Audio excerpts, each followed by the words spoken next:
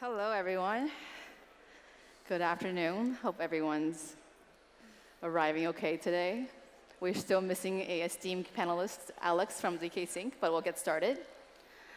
Today we have some exciting projects and founders here. Everyone here is in a different building and token life cycle, I would say, right? But we all have been in this space for quite some time. So maybe to start off, Sandeep, you guys just released Ag Layer very recently, but it's been since January, so it's been quite some time. Share a little about that, and also kind of where have you been up to from there? The aggregation piece, like Yes, yes. So, what we are seeing, especially in the Ethereum world, and I think all of us like building in the Ethereum space share the same kind of thought process that how this like trustless internet, I call it Web3, you call it Web3 or trustless internet, how this trustless internet scales to the level of like the trustful internet that is today, right? How Web3 scales to the level of Web2. And I think like most of us believe that we are going to see the way we have application servers on the cloud, you have application servers, mobile app servers on the cloud, people are going to have these app chains for individual applications. And it will, like my personal thesis is that eventually every single app, whether you are a Uniswap or a Aave or anything, you will have your own chain. People will say that you don't have composability. If everybody has their own chain, the liquidity is fragmented, you don't have the composability, smart contracts can't compose with each other. And so yes, that's a fragmentation, that's an issue, and that's like aggregation layer is an answer to that. So again, the thesis is that there are going to be hundreds of thousands and over time millions of chains, the way you have millions of application servers today, but they are all aggregated together via some protocol, whether it's Polygon's protocol or something else. That's why we call it aggregation. We call it aggregation thesis. A lot of projects are already building on the aggregation thesis. And the way you guys hear modular today, in 6 to 8 months, maybe 12 months, you're going to hear that much about aggregation. It's going to be so much more about aggregation.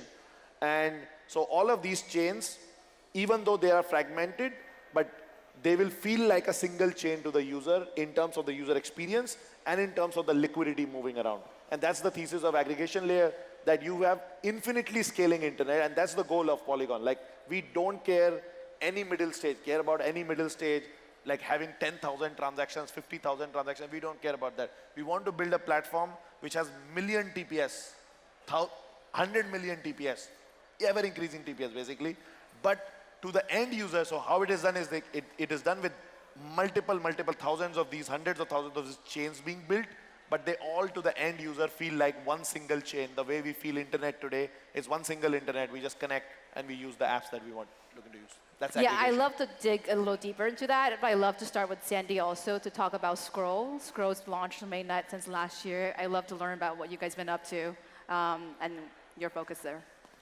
Yeah, we launched mainnet about 6 or 7 months ago.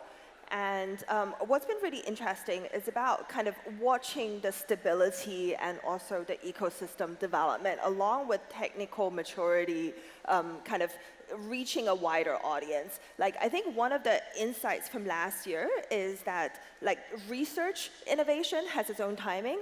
I think there was a lot of ZK research that happened like in the world, like at a certain time, and certain projects capture that opportunity.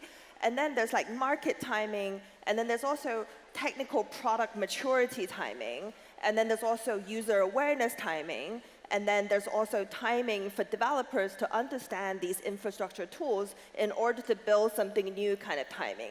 Each of these timing in aggregation plus like the crazy crypto cycle timing has really interesting kind of chemical impact on how the ecosystem evolves. So I think it's been an interesting journey watching different developers in the ecosystem evolve and how the technical the tech stack evolved over the last couple of years, and I think we will see a lot of I'm hoping the industry, the dev, like learning about the infrastructure maturity process is going to accelerate over the next year, and then we're going to see some very notable applications that could only exist on ZK. So what's the most kind of top of mind timing for you, as you were referencing multiple different kinds of timing currently for Scroll? Yeah, so for Scroll, one of it is about how, at what point are we confident about the stability and security of our chain. Obviously, the longer time it runs without incidents, the more confidence we build around, like, and right now we're at a stage where we're confident enough to step up on our marketing and go-to-market efforts. So last couple of months has given us a lot of confidence around like the compatibility aspect and the liveness aspect and how many users we can kind of cater for. And using the city analogy, it's like it's a new city, Scroll's a new city, but it's got very robust infrastructure. It's got plumbing, it's got everything, and even when the flood comes, everything's still held together. And so now we're ready to Literally. see the cloud a little bit and see what happens. So Renee, Celo has been exploring the L2 kind of journey for quite some time. You announced that you will be building on top of L2 since last year. What's the journey been like, and what should we be expecting? Are you guys going to be building your own L2? I'm curious. Yeah, so on Monday actually is our 4-year mainnet anniversary. And one thing that really hasn't changed is the focus on solving real-world problems, right? So we started with some pretty out there ideas, which now in 2024 are actually finally possible at really kind of mass adoption scale. And some of the features that I think were, for the longest time, I think, preventing really mass adoption of kind of Web3 enabling some of these kind of use cases, like low fees, fast settlement, right? The ability to use the stuff easily on mobile phones from a UX, UI perspective. Just recently, like last few months, we've had USDC and USDT deployed on Celo, and users can use us as gas currencies, right? So I can send someone 5 USDT, and they can, without having to have Celo or ETH or some other token, simply send that on to a friend, right? Those are some small tweaks that are really kind of totally creating a very different user experience that I think makes this year really ready for seeing a lot more people coming in, not just to buy an NFT or a meme coin, but actually for this to become the fabric of their kind of financial life and ultimately economic life when it comes to not just building financial wealth, but actually using it as a way to get paid. And when tying that back to the L2 path, right, it's for us what's been really exciting is to kind of say, okay, long term, with Ethereum scaling and a lot of smart teams, some of them on the stage, right, working towards this kind of shared vision, it's very clear that that's kind of a winning architecture, and it's going to bring long-term benefits even for a chain like Celo. And so we were the first the first L1 that I think remember, that said, okay, we want to be in L2, and we're going to make that transition.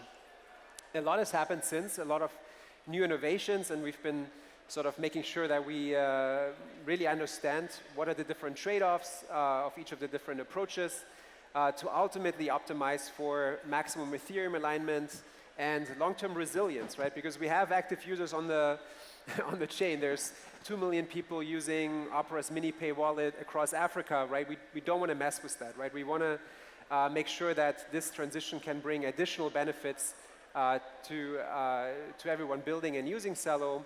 But really from a user perspective, that shouldn't even be something that a user has to think about, right? So it's kind of making sure that that transition also can be seamless. To answer your question more precisely, we've been pretty transparent, sharing progress on our forum, and the last sort of update from the core team at C Labs was that by the end of this month, there's going to be some updates. Definitely for folks to stay tuned on how that's progressing. Yeah, following up with that, we're very excited and looking forward to the end of the month announcement. Looking, out to 5 years, Celo looks back and look at the decision of what they chose as their L2 partner. I'm curious, how would you know that you're successful? Or how would you measure that you chose the right partner? And I'd love to hear from you, and also how you, as two L2 providers, to kind of think about that when you're talking to partners. Yeah, I mean, like, I think this resilience element is really important, right? Ultimately, I think there's many really great approaches, right? But you don't want to go down a path that is going to kind of end up in a dead end, right?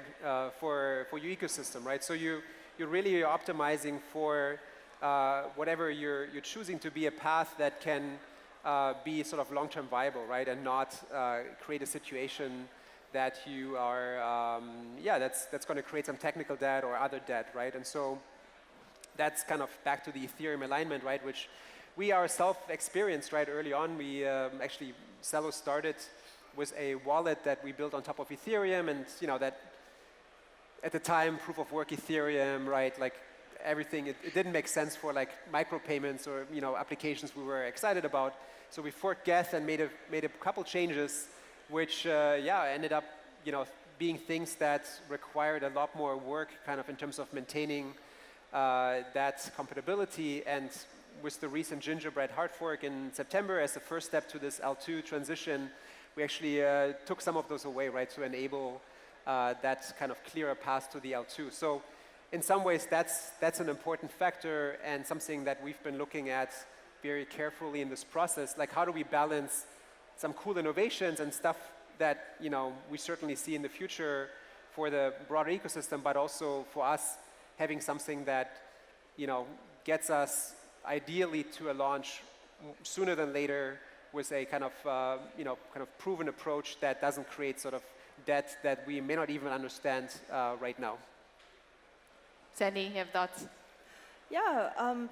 When I think about the L2 space, someone who's looking at it from a very, very far away looks at a bunch of L2s. But for someone who's very in the space, I see all the L2s as having very, very different DNA and very different missions. So even though there are a number of L2s, there's only, like, Cello's the only one that is like very focused on the developing world in terms of its mission and serving, like, customers in Africa, and having that real world mindset is just very unique, and it comes from a place of like, this is where we want to be. And each team kind of has its own flavor and its own mission. And there are teams that cares about building fun things, and there are teams that cares about liquidity, and there are teams that cares about like being fast and being cutting edge tech and so on and so forth. Everyone has its own like standard of success, and it wants to go to a different place.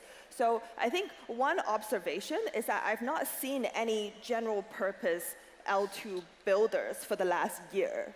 So I think Polygon is a very technical-oriented, like general-purpose L2 builder for ZK EVM, and so are we. But I've not seen any serious newcomers for quite a while. But there are multiple teams coming into the space, all have different missions, and they all have different things they want to achieve.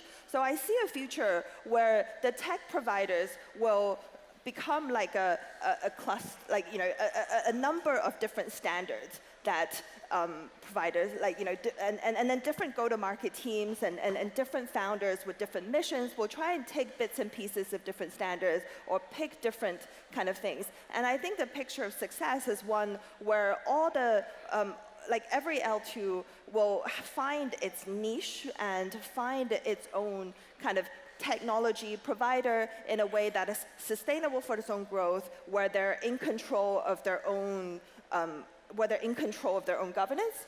And I think success also means you need to be in control of your own keys. You need to have like a sovereign setup and be able to kind of determine your own future in this kind of like in a technical Lego where you can piece things together. So that's the way I see this.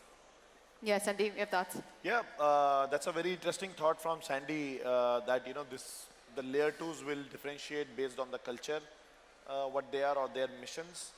I was actually going to answer that their success will not be dependent on which layer 2s they choose. It will be defined by how they do their go-to-market and everything, because all the layer 2 technologies are actually approaching a commodity commoditization phase, Yep. right? Everything, all the technology, all the teams, like, I mean, Polygon has been like, on the ZK side, like doing a lot of stuff and all that. But everything is open source, approaches are open source. A lot of other projects are also like, picking up those approach. And what I've seen is that on the ZK technology, like it's a matter of like, maybe 12 months, everybody will be at the same pace, right? And so differentiation based on the technology will not be that well. That's why I'm saying like, maybe Sandy is, bringing up this, like, it will be dependent on mission and culture, probably that. But I have also seen, looking at the ecosystems, like, Polygon has had a very big ecosystem for last like 4 or 5 years. And what I've seen is that the founders or the projects which are dependent on, let's say, Polygon for providing help and for their success are generally not that successful. The projects which are successful, we don't even know about them, right? Like they're building on Polygon. Like the founders, they figure out their own path and do their own stuff. So that's why, like, I think even now I'm seeing like the success of the partners who are on a particular L2, barring, let's say, one or two, like, let's say, Base for Optimism, like, there's a very close partnership over there. But apart from that, like, I'm seeing like whatever success those projects have, it's dependent on their own, like how they do like a general startup. For an L2, I think technology-wise, everything will be commoditized. Maybe the culture and mission and DNA would be good. I have one more thing, and which is like, we've all been through the last cycle, right? And back then, it was like, this would have been a panel about like, L1 wars and like what's happening, right? And back then it was much more of like, as a builder, right, whatever L1 you picked, could determine your fate, right? If you bet on an L1 that's not going to be around in 2-3 years, right? That could be kind of, that could be the end for your project, right? Unless you jump off early enough. Now with, I think, the opportunity with kind of L2s and sort of especially Ethereum L2s, right? And kind of looking at sort of this shared roadmap of, really scaling Ethereum, that's actually really a great thing happening for developers, right? Because whatever you're building, right, you can start somewhere, but whether you're building, say you're building a wallet or a dApp, right, you end up tapping into not just the brain trust, but also from whether it's liquidity, right, or whether it's other applications or components that you need. You're not as sort of siloed as you were, 3-4 years ago when you would have to make this decision. So I think net, this is really a positive. And ultimately, I think there's this kind of initial phase of, some fragmentation just based on people trying different approaches to get to the goal. But long term, I do really see that kind of unified, kind of broader ecosystem, right, where ultimately who wins are the developers and with that, their users, right, of the products they're building. And so from a seller perspective, I see us hopefully just playing a role accelerating that even by, with what we've been learning, right, kind of sharing that. I mean, the reason we're doing that is not to like, like, I don't know, like we're not hoping to get much input from it, but we feel like there's going to be others that are going to look at that, right, and it's going to just help move everyone forward that's making a similar decision or wants to just get smart on everything that's happening.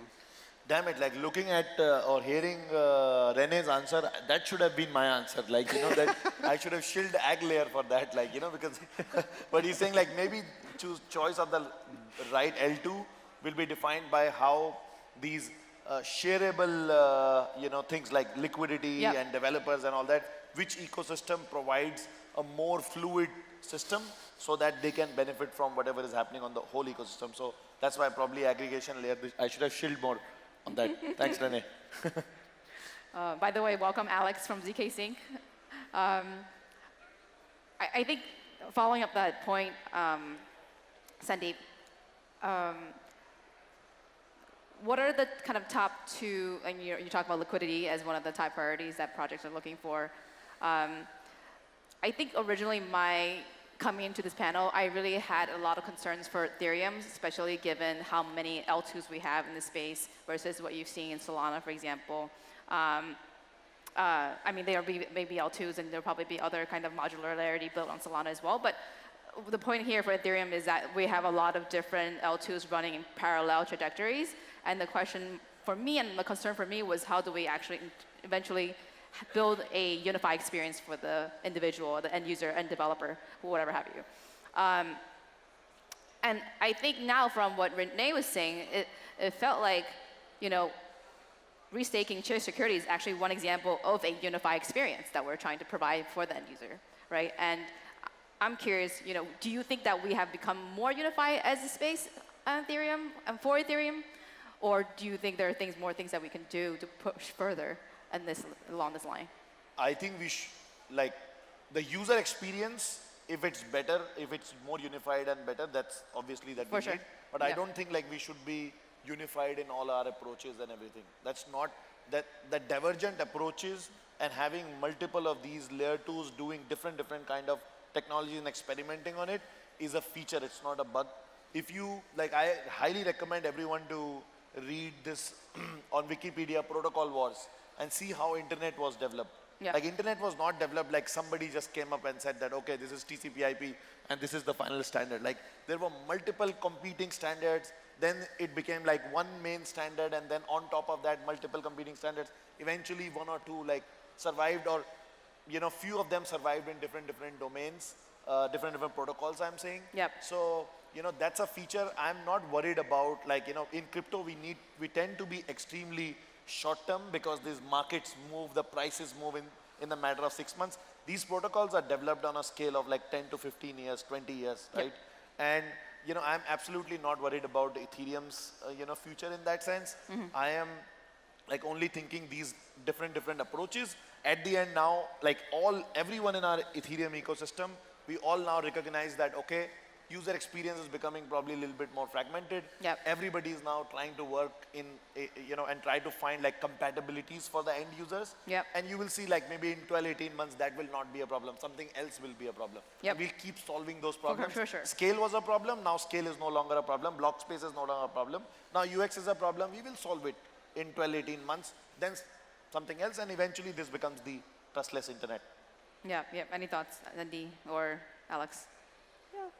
I think UX problem is becoming prominent, but for certain L2 experimentations that focuses more on liquidity, on yield aggregation, this is slightly kind of less urgent. But there's an increasing number of people who thinks onboarding new users and getting net new kind of users onto the Ethereum ecosystem is becoming a critical issue. Yeah. And then the fragmentation of various standards is becoming a blocker. And so I think when we issued our blog about a key store solution to somewhat resolve the onboarding problem, so many different teams reached out to collaborate. And I'm sure there'll be more experimentation and collaboration along this way where chains can have their different stacks and different parts of the stack, but the user experience needs to be more simplified, and then there needs to be a way where a net new user can find their footing within the ecosystem. So we're making a lot of pushes on that front. Yeah, Alex. I think that today our problem is not so much the fragmentation of user experience as the lack of great user experience in the first place.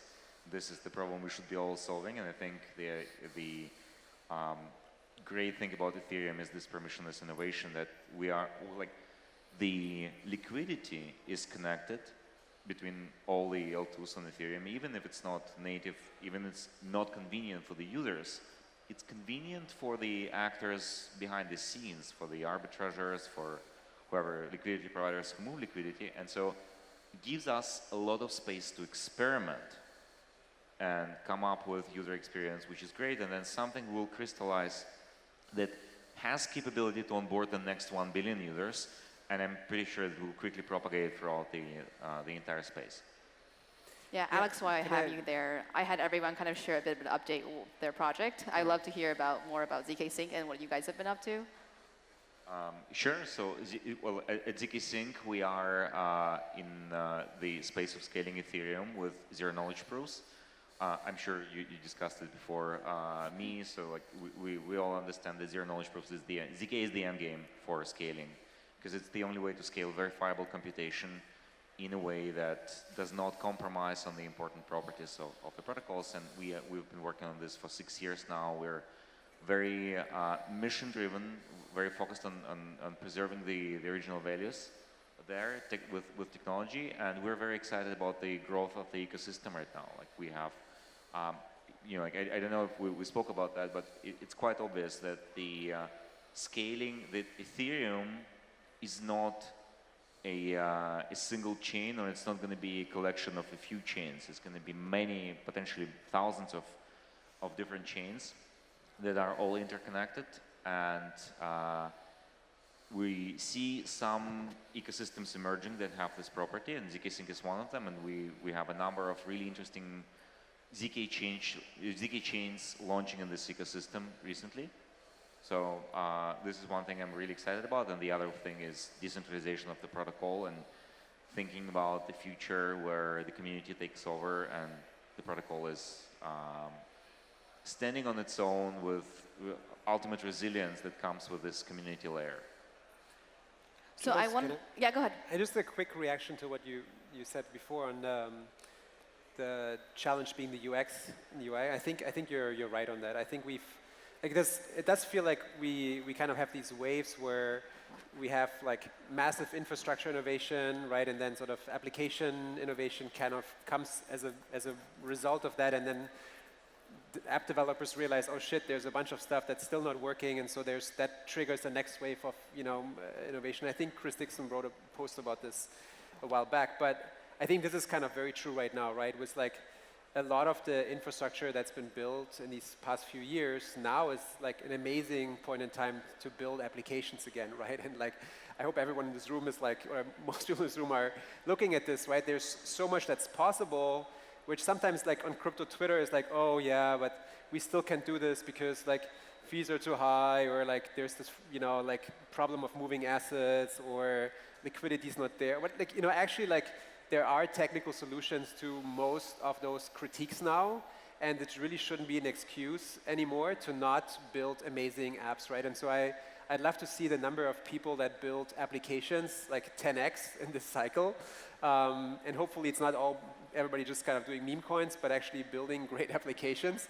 Because that's really, I think, we are at the point where there's so much more that can be done. And for regular users, right, there are experiences that I'm seeing in our ecosystem, whether that's MiniPay I mentioned, or whether that's things like, what Talent Protocol is doing and others, where the experience is very close to a Web 2 experience, right? So someone using like, I don't know, like WhatsApp on their phone, or TikTok, or like a Web 3 app, it's not as kind of different as it used to be a few years ago, where you're like, oh yeah, for this you kind of like have to have your kind of Web3 friend spend the weekend with you and get you set up. But no, the stuff now is much more accessible, but we don't have like, just tons of people experimenting and trying to build cool stuff, right? Like even at hackathons, people are still building some of the same stuff they were trying to build 3-4 years ago. So I'm really hoping for like a wave of applications.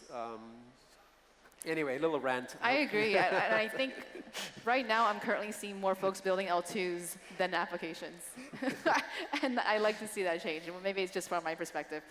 I think from also in addition, I'm seeing also a lot of projects, even the existing L2 space, right? Like existing, OGs at this point. Some folks are now, proposing the launch of L3s, and then some folks are even building into Bitcoin, right? Like we're seeing a gamut of like what everyone's building towards to acquire users. And I think there's a diversity and variation in the opinion of how do we get to the end user. I know Polygon just launched the OKX chain with OKX, right? Which is very exciting. I'd love to just get your thoughts on, the general space of what L2s are building for, and like, these peers who are building in different directions. Yeah, if that makes sense. I didn't get the question. I think my primary question is like, what do you think about the folks building like into L3s, right? What do you think about L3s? What do you think about like even L2s existing in Ethereum building for a Bitcoin? Like L2's building on Bitcoin? Yeah. Like taking a little bit step back from that, like, this is basically the market. Whenever we see these short-term trends in the market, I'm not saying Bitcoin L2s are a short-term, but first, like I'm saying, all of these short-term trends are basically the markets, because like Sandeep, articulated beautifully that this speculation and markets run much faster than the product cycles. Yeah. So the products take time to catch up, like layer 2s take time to catch up. And right now when you say like, you have more layer 2 chains than the applications right now, right? It is the reason is that because like, having an L2 chain brings speculation to your coin or token and all that. You see, like before that we had a meme coin. Like having the L2 session, label right? brings. It's all Bitcoin L2s also. It started with like Bitcoin L2s as a narrative that Yeah. Bitcoin L2s are going to be the big, and some coins started doing well, and then everybody wants to launch Bitcoin L2s because they want people to speculate on them. But the actual Bitcoin L2 development, that is going to take time. There Yeah. are some legit, like now at least I know 2-3 legit projects who are doing or who are trying to scale Bitcoin, where there is like, legit methodology using like, especially where the ZK has, reached Yep. now, Yep. having snark proofs and having some sort of like optimistic games on Bitcoin script, you can have some sort of fair enough guarantees and an optimistic roll-up kind of situation on Bitcoin. And because it will bring a lot of speculation, people will build it. And good part of the speculation is a lot of money comes in, a lot of brain power comes in into this, talent comes in, and then eventually you get good things coming out. So that's the same thing with the layer 2s, like Ethereum layer 2s. Like again, I want to say that the market cycles are running too fast, and everyone is like last 6 months, the markets, everything is all L1s are going up, and Ethereum ecosystem is not going that much up. Ethereum is not going up. Everybody's like, oh, Ethereum has this problem, that problem. But I think like those are features, not bugs. Like as Alex also said, the biggest power of Ethereum's ecosystem is this permissionless innovation. That's why projects like us, like projects like Scroll, ZK Sync, and now even Celo, who are multi-billion. Celo is a multi-billion-dollar protocol, and then they are now moving to the layer 2 because they think that they can build and innovate over there and build value for their communities also, right? This is probably less possible in many other ecosystems, and it is a feature. Don't believe these market cycles, layer 2 innovation and all these problems that we have, that UI, UX and all that, like people don't even realize like the kind of products that are being built to solve UX issues on the layer 2s, like, things like from the, open, authentication, like Privy, PWAs, all those things people are working on, multiple things like that, gasless transactions and so many other things. These problems will be solved eventually. So yeah, I am super bullish on L2s, as you can see. Yeah. Sandy, any thoughts on L3s? I guess Bitcoin L2s even, but I think just curious on L3s? the space as well. Yeah, I think most people building on L3s need to understand their user needs to strictly come from the L2. So there is a UX trade-off in being an L3 as opposed to a parallel instance of an L2. But on the other hand, I think we're hoping to see more ambitious experimentation with how the L3 setup could benefit the end user experience. Like L3s that focuses on very, very specific features, whether it's like optimizing for speed or throughput or optimizing for like usability. We would love to see more of that. I think so far, L3 has been like a very interesting narrative, and it's good for kind of differentiating your application, which would otherwise exist very well as just an app or just as another L2. But I think those teams are working on ambitious and differentiated L3 designs are coming. I hear you. Any thoughts, Renee, Alex? I'll leave my time to Alex. The question is about L3s versus L2s, and Sorry? it's about L3s and L2s, right? Yeah, just your thoughts if you have any. Yeah, I think that the distinctions are getting like very technical, where we should not be like, I mean, from the perspective of developers and users, at least the way it's architected in the ZK Sync ecosystem, it does not really matter how you settle your proofs or how you settle your state together and what order. Ultimately, there are just sovereign chains that are fully interoperable with each other. It doesn't really matter if you're L2, L3, or L4. The notion doesn't exist in our ecosystem. And so like, if you have to explain why you are L2 or L3, then probably we need to work a little better on abstracting the interfaces and abstracting the user experience. The users should not care. They should and we need to cooperate on the standards, on the addressation and like interop functionality, so that for the users, they just like do one click and transaction happens between any point of the ecosystem with any other point. So that's our perspective. Yeah, I think Sandeep related to that before, that we might get there in terms of the unified user experience in 6 to 12 months. Do you think that's the case for like all of Ethereum? Yeah, but like L3s, I just missed that answer. That L3, I think like all the L3s currently, they are mostly, Sandy said, like for differentiation. I would say differentiation so that they can invite more speculation. Otherwise, I don't see much use of L3s, especially when these aggregation technologies and these things are coming in, where your proving cost and everything is going to get amortized anyways. Yeah. So it's absolutely like, you don't really have a benefit of having a layer 3. Like layer 2s launching their more on their layer 3s to expand their block space so that they want to keep the users in their value accrual, value ecosystem, probably. But otherwise, for me, like I've not seen many compelling, real reasons for being an L3. Yeah, I think we're out of time, but let's give it a round of applause for our awesome guests. Thank you so much, panelists. Thank you. Okay.